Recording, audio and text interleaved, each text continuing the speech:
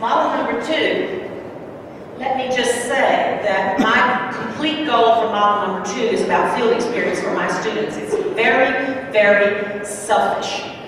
I am really crystal clear that you want kids to graduate knowing how to teach and run a choral rehearsal and be successful. They have to do it. My students go with me and start in the freshman year, and they go out every year. And so in the midst of seeing that as our town grew and the schools were further out, opening and drawing the more able students, the schools near FSU were emptying out. They were reaching that dreaded tipping point that we all read about, and kids were fleeing. And so my reasons were totally selfish, and that I needed a school my students could drive to quickly, do some field work, and drive back. From that has come a wonderful thing that has turned a school around. So you can save a teacher with Adopt a Choir, you can save a school with this model. This is the Raw Middle School program, and I wanted there to be something good happening, so the advisory committee invited me to join the parents, and they said, Tallahassee maybe has 300,000 or 400,000 people in the county area, but it's not large.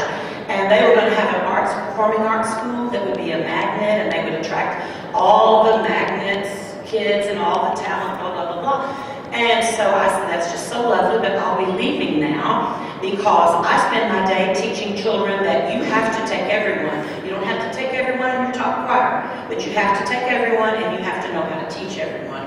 So I can't be a part of I'm so special. So they rethought that, and the next year they came back and said, we'll do it your way. So we started a school that eventually became a performing arts magnet when the district allowed it, but it started as people can just come there, and we put in a bunch of programs before school. FSU faculty, I'm free. They don't pay me. I already get a salary. So I'm free. I take my students there. A jazz teacher goes. We put in a baby jazz band. I put in a world music choir. We had doctoral string students revitalize the string program. We got a grant, which you don't have to have it. We did get a grant, and we bought steel pans. We're the only middle school in town with steel pans. Do kids love that? Oh my gosh. So my vision was this will take 5 years. FSU will flood this school with resources, and all of our students, all of my field work for anything I teach is in that school all day long, so that teacher has nothing but help.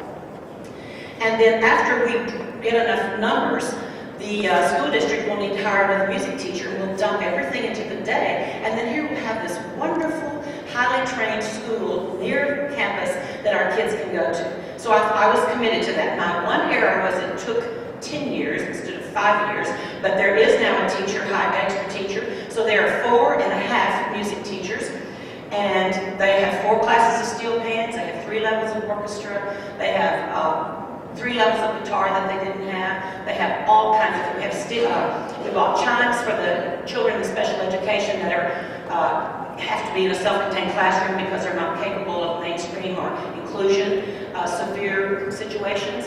They now have music which they never had. And what our students at FSU have is the most incredible opportunity to learn how to teach. They do 2 full concerts without my help. I mean, I'm around, I'm like, ooh, that's not going well. What do you plan to do about that? I mean, I'm very helpful, you know.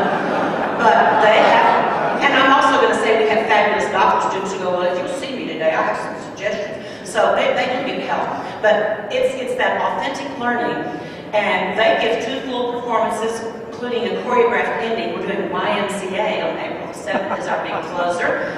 And they get to teach, and learn. And when they leave, they're not afraid. So all of that, if you wear the music ed hat, all of that makes your kids really do well. The beautiful part of this partnership that I hadn't really thought through is that school is now turned around. It's the 2nd largest school. It had been an A school that was in trouble. It's now back to an A school. And about 150 kids choose to come there. It did not wreck every school in town. Every talented kid in town is not there. Good is my answer to that. But kids who want to be there, and it's not a special program for special people. Every kid in the school has to take music or arts before they leave. They have a belly dancing class that would just lighten your day. It's really, really wonderful. They have dance, they have everything. So if you want to invest in a school, you probably are not the director of choral activities person unless you're also in charge of preparing your teachers. If you are a music ed person at a university, find a school, create a culture for your kids, and And as your kids are getting what they need, the things that you're giving to that school are incredible. I know I'm over my limit. And the last thing, I just did a little study of that school. I sampled all of their academic classes, their FCAT, which is their state test, their social things such as hitting people, suspended, conduct grades, absences, and there were not significant differences among kids who took music and kids who didn't. But the beautiful thing was every single mean for every single variable that I looked at, social and academic, is higher for kids who take music. We know music doesn't make us smarter, but it does fashion our world. And all the social stuff, as we get to bullying and all those kinds of things, I'm really sure that what we do in our choral ensembles makes a huge difference. I'm going to study that because you know it and I know it, but people who decide don't always know it. So adopt a school. The third thing